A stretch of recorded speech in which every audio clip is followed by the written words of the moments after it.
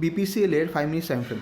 এখানে দেখতে পাচ্ছেন যে মাদার ক্যান্ডেল হয়েছে, তারপর অনেকগুলো বেবি ক্যান্ডেল হয়ে মার্কেট কিন্তু আপসাইডে ক্লোজিং দিয়েছে। আর আপসাইডে ক্লোজিং দেওয়ার পরে কিন্তু 1:2 1:3 পর্যন্ত মার্কেট কিন্তু এখানে টার্গেট দিয়েছে।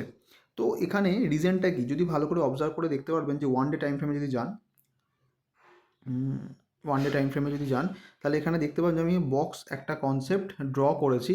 তার রিজন কি, তার রিজন হচ্ছে এখান থেকে বাইং প্রেশার প্রচণ্ডভাবে বেশি রয়েছে, কারণ মাল্টিপল টাইম এখানে মার্কেট কিন্তু এখানে এসে আপসাইডে মুভ করেছে। তো এটা আমি ইন্টারডেতে কী করে ইউজ করতে পারবো, তো ইন্টারডেতে আমি এখানে কী করে ইউজ করেছি, ওই বক্স কনসেপ্টটা অ্যাপ্লাই করে, আর এখানে আমার সেট আপও হয়েছে, যেটা ইনসাইড ক্যান্ডেল সেট আপ, যেটা মর্নিং সেট আপ, তার সাথে সাথে কিন্তু এখানে এসএল পয়েন্টও খুব ছোট একটা আমি পেয়েছি। তো যার জন্য কি হয়েছে, এখানে টার্গেটটা আপনি খুব ভালোভাবে পেতে পারতেন। তো ওয়ান ডে টাইম ফ্রেমে অ্যানালাইসিস করতে হবে, দেন কিন্তু ইন্টারে লেভেলে আপনাকে সেট আপ খুঁজতে হবে, তারপরে গিয়ে কিন্তু আপনি একটা ট্রেড এক্সিকিউট করতে পারবেন।